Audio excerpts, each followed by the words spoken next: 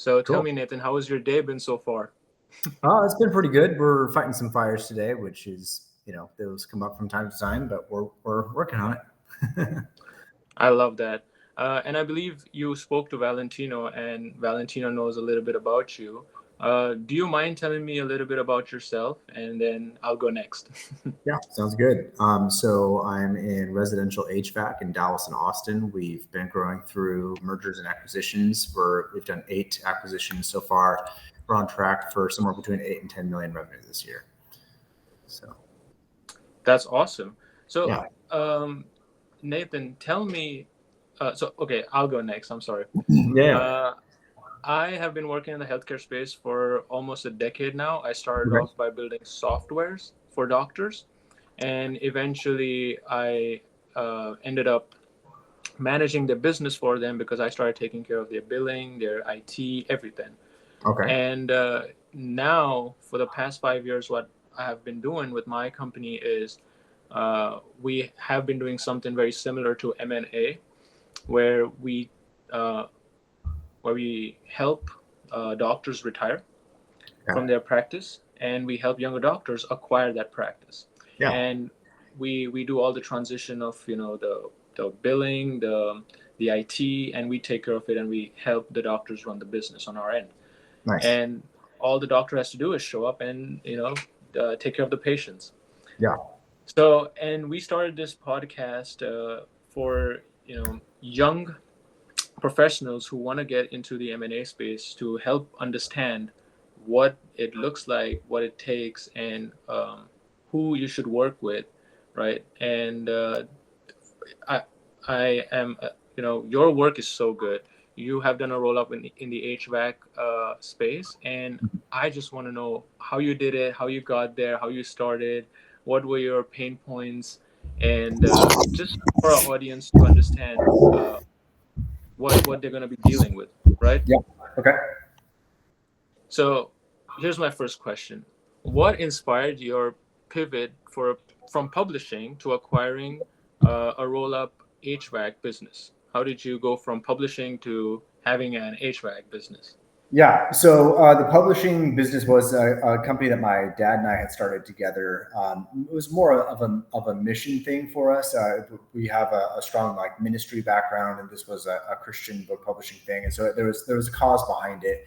We did also hope that we could scale it, but after about 15 years of really Wow. pushing and experimenting, we were both just very tired and very broke, and we did not make very good money at that. It was fun and it was a great adventure. We learned a ton, but honestly, one of the things that I learned in that was that no matter how great our books and our service were, nobody had to have them. It was always discretionary for our customers, and Mm-hmm. so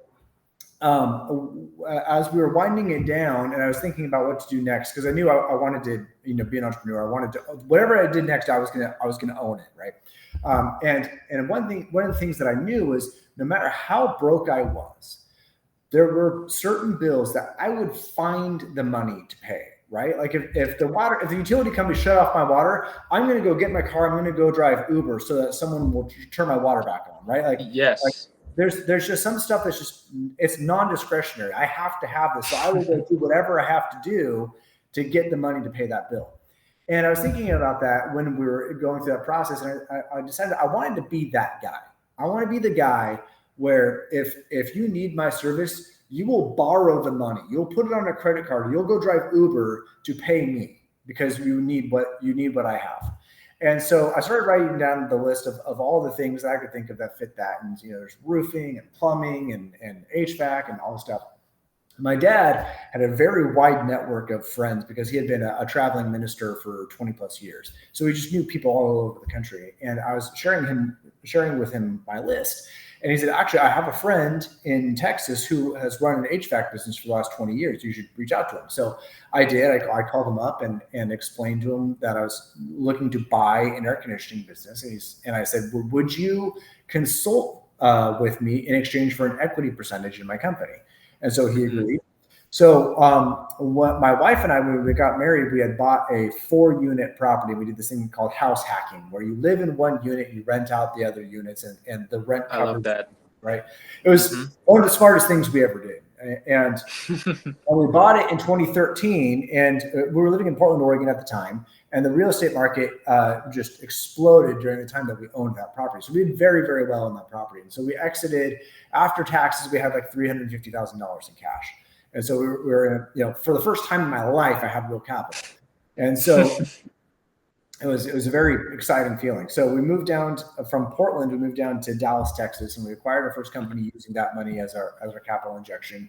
I used an SBA loan on that deal, and that's how we got into the HVAC business. And then it proceeded to catch fire from there, and it was an absolute nightmare for about the first 3 years. So I don't know how much of that you want to hear, but it was a rocky. Interesting. I mean, I think everyone would like to hear about it, honestly, because one thing I've seen, I've talked to a lot of people in this industry. I've interviewed a few, and what I've seen is it's very common for the way everyone starts. Everyone starts with an SBA loan. Everyone starts with a mutual connection. Everyone buys a 20, 30, 40-year-old business, someone who's retiring.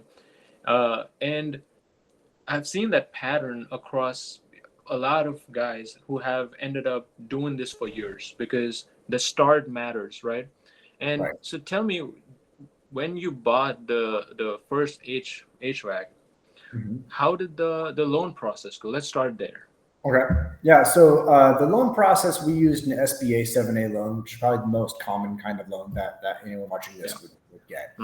And it is very arduous, and especially if it's your first time, they're going to take an especially deep dive on you, and really want to make sure that you know what you're getting yourself into, which of course you don't. And so you're trying to lie to yourself as much as you're trying to lie to the bank that you've got this all figured out, but I promise you don't. Yeah. And so they're going to request tons of documents on your personal financial background and your financial health and your capacity as an adult to run a company successfully. And then they're going to want to know everything about the history of the target company. Probably 3 to 4 years of tax returns and profit and loss statements and balance sheets. Correct. And stuff. So that's one of the things that you'll have to wrestle with too, is your seller's ability to produce those documents. That's always a big thing. Depending on what you're shopping for, if you're going after a little mom and pop shop, they probably have terrible records, and they'll have tax returns only because they're legally required to have tax returns. But the profit and loss statement is not worth the paper it's written on. And so you always need to take that with a grain of salt. A lot of people I know are big on Q of E, quality of earnings reports and things like that. Yeah. I mean, I don't know if that's worth it or not. I've never paid for one myself, but I've got my own reasons for that. But so it's a very arduous process to get through that. Yeah, I believe that the entire due diligence process totally depends upon you as an individual, how you can make money off of this business, looking at the financial documents. Yes. And previously, I had talked to another person named Andrew, and we talked something similar, that before you buy a business, you have to make sure that can you run it or not, right? That's the whole point.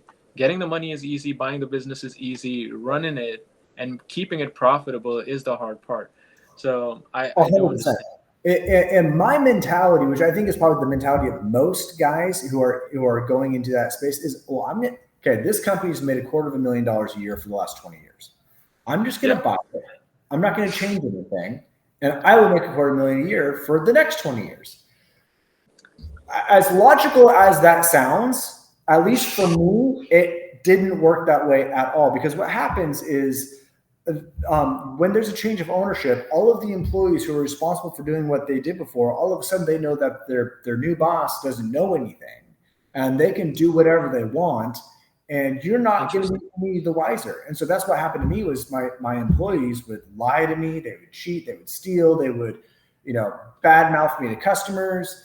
And so you didn't know it at the time, but that previous owner did actually play a significant role in just keeping the wheels on the track. And so the other thing that I would say is, if you don't I'm trying to think of how to put this right. You're not going to do very good deals until you really understand the industry. And so one thing that I think a lot of people do is they like the space, they like the economics of HVAC or of plumbing or whatever. And so they get in, but they're going in with that idea of, I'm just going to be a passive owner. I don't need to know anything about plumbing. I'm just going to make sure that, the numbers look good. The problem with that is there is a lot of nuance that goes into making those numbers good. And it wasn't until about 3 years into it when I was about to go bankrupt and I decided to throw myself into saving this thing and really understanding the businesses that I had bought. It wasn't until I did that I was able to see all the things that I was doing wrong. And so, and then I figured out how to stop making those mistakes. And that was, for me, the key to doing a really good deal, because I was able to see what are the actual profit drivers in a company. And because everybody values a business off of, seller's discretionary earnings or EBITDA, right? The problem with that is those numbers are a reflection of that owner's operation and how that guy runs his company. But what I do is I know that I can actually run my company better than that guy does because I know my KPIs. I know my key performance indicators. So for instance, I know how much revenue I generate off of every call that I run. I know what my gross profit percentage is off of every call I run. And I know what my marginal overhead, so the overhead that I have for every employee out in the field, I know what that is.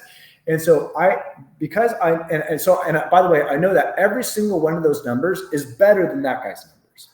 So if I can find out what his call volume is, like how many calls a year he runs, and let's say he runs 2,000 calls a year and makes $1 million. So that's a $500 average call value. By the way, my boys are on the side.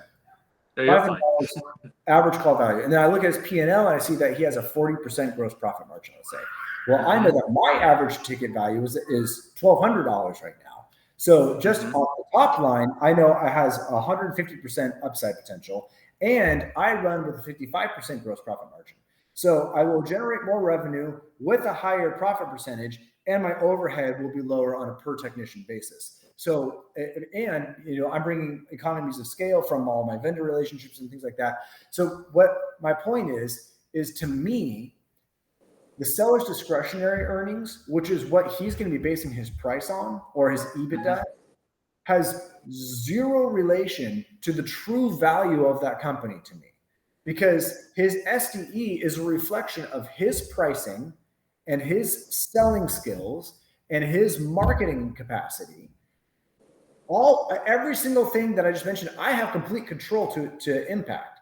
And so his SDE is a completely irrelevant figure to me. What I'm looking at is what are the subcomponents within that I can control, that I can augment or I can retard to influence that outcome. So that's what I'm buying. So when I'm looking at valuing a company, I'm looking at the number of customers in the database and the number of calls that number of invoices that previous owner generated last year, because that tells me the amount of engagement of that database. So if they have, say, 5,000 people in their database, that's all the people that they've ever served that have ever been put into their CRM, and say 1,500 of them called that guy last year, that tells me I have about a 30% engagement rate. And so that tells me just out of the box, I will get about 1,500 invoices next year. But there's an additional 3,500 names that I can outbound call to and I can market to try and reactivate those other 3,500 people. That's what I'm actually buying. Does that make sense? Interesting. Yes, that totally makes sense, because as a business owner, I exactly know what you're talking about, because previously I ran businesses. And the guys who get into this space sometimes don't have that experience of running a business. They don't know what the key metrics is that is making money, right, in the business. And they end up buying a business without understanding what drives the business, right? Yes, exactly. So I have a question for you. While valuing the business, what do you consider then? Because obviously we know that the sales ticket over here is the driving, right? And the sales calls and how many you close in on daily, weekly, monthly, yearly basis, right? Right. How do you value a business before buying it? So I Based off of value it. Yeah, I value it off of the number of invoices that were generated the year before and okay. the total number of customers in that database. And so what I've done is I'm obviously working off of certain assumptions on my ability to convert previous customers to active customers. And so Mm-hmm. I'm making an assumption about that conversion percentage. So, okay, let me clarify one other thing too. In my mind, mergers and acquisitions is a substitute for advertising. And so in advertising, you have something called CAC. You have CAC, customer acquisition cost. And Right. every industry has an average. And so in the HVAC industry in Dallas, it's between $300 and $450 in marketing ad spend to get a customer. So that's my opportunity cost. I can either take $100,000 and I can go spend it on advertising on Google, or I can take that money and I can apply it towards buying a business. All right. Mm-hmm. So, but what I'm really doing is I'm buying customers. That's what I'm actually doing. And Correct.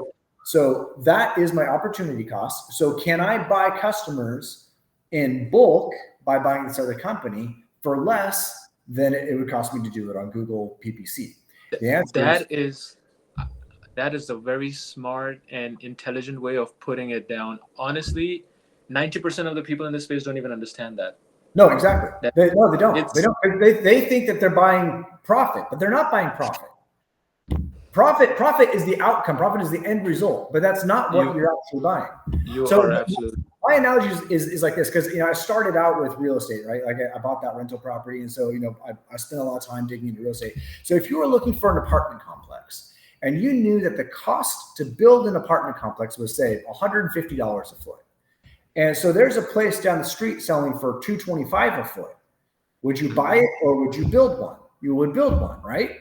mm-hmm. But yeah. let's say there's another one over here that's in reasonably usable shape that you could get market rates for today, selling for $120 a foot. Now, do you build or do you buy that one? You buy that. Buy. Yeah. Yeah. And that's exactly what this is. I can literally buy an HVAC company for less than that guy spent in advertising to build his company. He literally spent more money on marketing and or time. If you just grew slowly through referrals or whatever. Right. So the cost to build a company of the exact same size through marketing would cost more than just to buy his company. It'd be like, you are right. if I could buy an apartment complex for less than it costs to build that apartment complex, is literally what you're doing. Wow. Honestly, until you said that, I never thought about it either. Does that make sense? Does that analogy? Trust me, I've spent a lot of money on marketing, a lot. And You now are. that I think about it, I'm like, I could have just summed up all of that and bought a company and with a client base. Yes. It's incredible. Yeah. All right, I have another question for you. Okay. So, what key operational systems do you prioritize in a newly acquiring service business to make them scalable and transferable? Okay. So we fully integrate all of our target companies into our mothership, and so we just we absorb them into our brand and we rebrand everything. So we have a CRM called House Call Pro. It's a field management software specific to the trades. I think they use it in like maid services and plumbing and things like that. So we take their CSV files if they have them. Sometimes we have to export them out of QuickBooks, and we import them into our House Call Pro software. And then we port their phone numbers into our web phone program. I have 8 CSRs they all work remote. They're all over the state of Texas. And so when we port their phone numbers in, we can answer their phones from anywhere. Like any of our CSRs can answer those phone numbers. So we've got like 30 different phone numbers from all of our portfolio companies that all ring in, and we divvy up those calls accordingly. So, I mean, I think that's, one of the things that we spent that was probably what we spent year 4 doing. Once we figured out how to not lose money, that was the next thing was, okay, how can we standardize this so that when we go and we acquire a new company, it's just plugging it in. You know what I mean? Correct. And that's literally what we do now is we just plug it in, and within 72 hours, we're basically fully integrated with a couple exceptions where we're waiting on the phone company to get back to us about some issue. But we've even figured out workarounds for that, where we just set an auto forward on that phone number until the port goes through, because porting a phone number can take weeks sometimes. So what we do in the meantime is just set an auto forward honestly, what you just said, Valentino loves doing stuff like that. Yeah. And I wish he was here right now. He would have asked me questions, how you do it, what everything. But we will save that for a part 2 for sure. Yeah, let's do it. All right.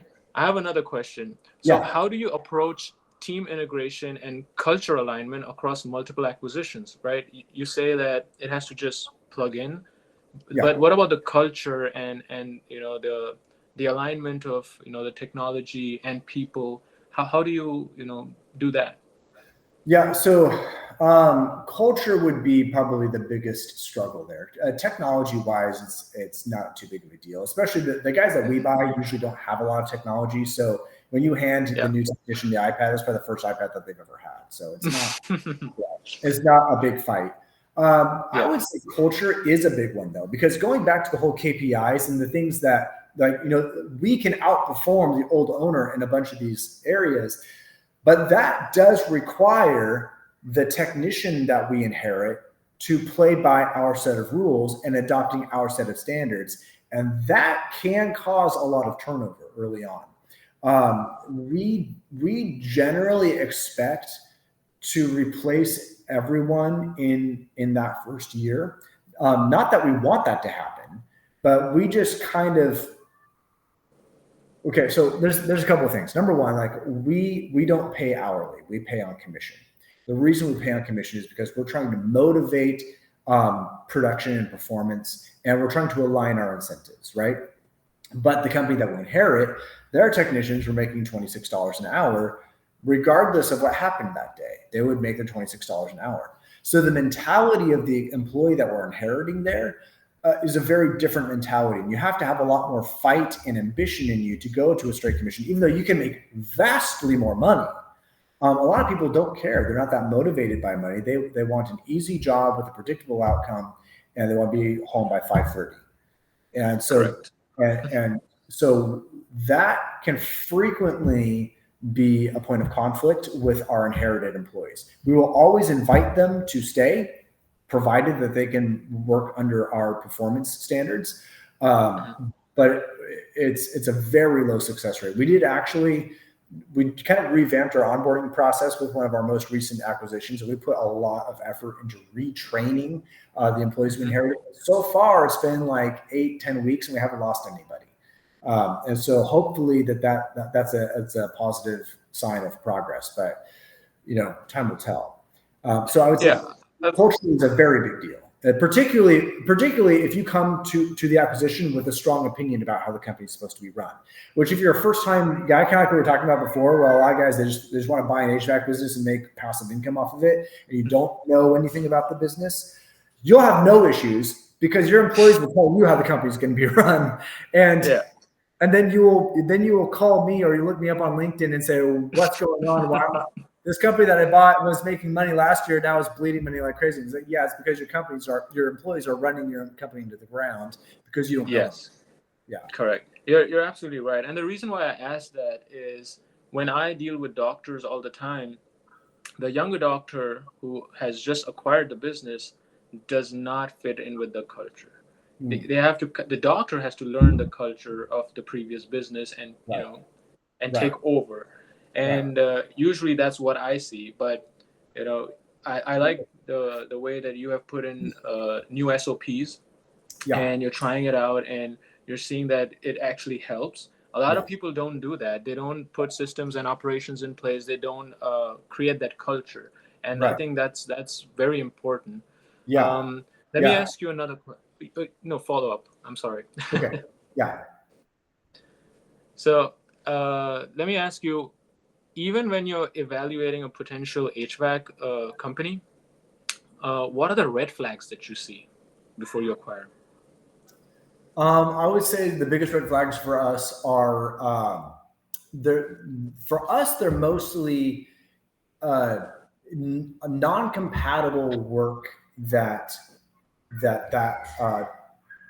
that company does. So we have a very tight box on what we're looking for. We're looking for residential service, very little commercial, no new construction. We pretty much plant. We don't. If there is a new construction aspect to a company that we're looking at, I disregard it completely because I have zero interest in new construction. I've done it and it's awful. It's not something I want to do.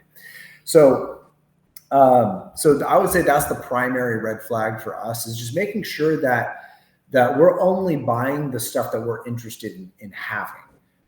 Because there will be a company that, they do $3 million a year in revenue, which sounds great, but then you find out that half of it is huge commercial jobs that take a year to get done, and you're not getting any of your pay, for a year and a half after the start of the project, and so yes, on paper you're making all this money, but just from a cash flow perspective, and yada yada yada, and so just trying to make sure that it fits what we're looking for. In terms of the work that we actually want to be doing every day.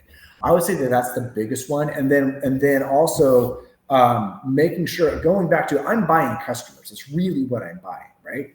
And so making sure that I am not overpaying for those customers. Like I just backed out of a deal here recently where the revenue looked good, the profitability looked good, but as I started drilling into it, I realized that they were already actually performing at a pretty high level, and they didn't have that many customers in their database because they were just doing a very good job of generating revenue off of a small customer set, which for me is a bad thing because I'm looking for alpha. I'm looking for the opportunity to bring improvement to my acquisition.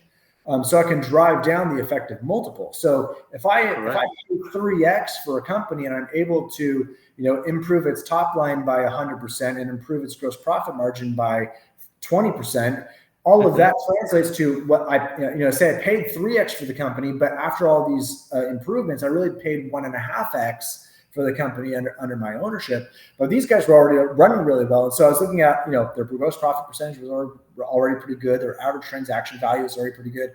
I was pretty much just going to be getting it. My best management was only going to be like maintaining the status quo in this company. And so I pulled out of the deal because I'm looking for opportunities where I can drive additional value in that. So I would say that's the other red flag. And again, this is very unique to me. I bought 8 companies and I cannot point to any real fraud in any of the 8 deals I've done. Nothing has ever come to the surface that I've ever found. That's great to hear. I was looking at a company and I saw this financials, and it was something I would not talk about on a podcast, honestly. Yeah. There's just red flags everywhere. Yeah, really? Yeah, and they were asking $1 million. I talked to the broker. The broker were like, they don't know. Yeah. It was crazy. Well, crazy. I was like, hey, I don't want IRS knocking at my door. No, call me ever again. This goes back to knowing the business, man, because so many guys, I think you grossly underestimate the danger of your first deal, right? I just think there are so many landmines. But when you know the business, like I know how all of these numbers should connect together, right? And so if you're telling me like this number's this and that number's that, like come off of this, so I think I could, based on questions. At least I'd like to think that I could. But if you don't know that industry, I think you will just get steamrolled so hard. I actually know 3 different people who have declared bankruptcy because they bought a company. It happened to me, thank God. But I know 3 different people who have literally filed bankruptcy with the SBA because their seller lied to them. So, that's where I think you have. Dude, there's no shortcut to get off of this. Approach, but if you're committed to this, well, I mean, your spouse, then you have a good shot at success. But you have to go into it with that mentality. I absolutely agree. It's exactly what you said. It's a battle out there. Nobody's your friend. Everyone's trying to sell you something, and I get it. It's your job to do your due diligence, get to know the Yes. company, the operations, the employees, everything. It's like, you're right, it's like getting married. You got to know the person in and out. And Yeah. They always assume that the bank doesn't want to do a bad deal. And well, the bank is loaning $1 million on this, and they do transactions every day, so they know what a bad deal looks like. And so I'm just going to let the bank tell me if this is a bad deal or if there's something shady going on here. But that is absolutely not the case, because that is literally the entire point of the SBA. Is it's an insurance policy on that loan, so the bank is covered. I mean, there's very little exposure that the bank is taking on. So you cannot go into this thinking that the bank is going to do due diligence for you, because they will not, and you don't want them to. You have to own the outcome on this. It is on your shoulders and only your shoulders. Because there was a deal that I pulled out of a very long time ago, and the bank was telling me, "Oh no, you should do this." What I didn't realize at the time is the banker that I was working with was trying to get his commission, and he did not care about the outcome, because it was, if I failed, it was not going to affect his job one tiny bit. And so I think that would be, my closing statement is you personally must know every single number and believe that it's true with all your heart, because you are literally putting your entire financial future, you're betting it on that deal. Absolutely. I believe you, and why wouldn't I do that? That's how I think. Why? Yeah. That's the most. If I wouldn't do that, I'm the dummy Yeah. here. I can't complain. Right. Well, I think a lot of people don't feel qualified to know if this is, if these numbers are legit or not. And if you don't feel qualified to know, don't do it. Or go find a partner that you have a high level of trust in to help you evaluate it and make sure that it's gold. And find a friend who has deep industry knowledge, and probably more industry knowledge than the friend that I brought into my deal, because he ended up not being super helpful. But so just make sure that you take full ownership of your underwriting. I agree, and this is the reason why we actually started the podcast too, so that people understand who are these people that you need to form your dream team. If you don't have that kind of talent, there's someone out there who does, right? And they're good at it. Just partner with each other and conquer this I don't even know what to call this, but you understand what I'm saying. Absolutely. I mean, you were spot on. That is the best advice someone will hear today. Yeah, 100%. Thank you very much, Nathan. It's been an honor talking to you, and I am definitely gonna grab coffee. Here, let me take your number real quick.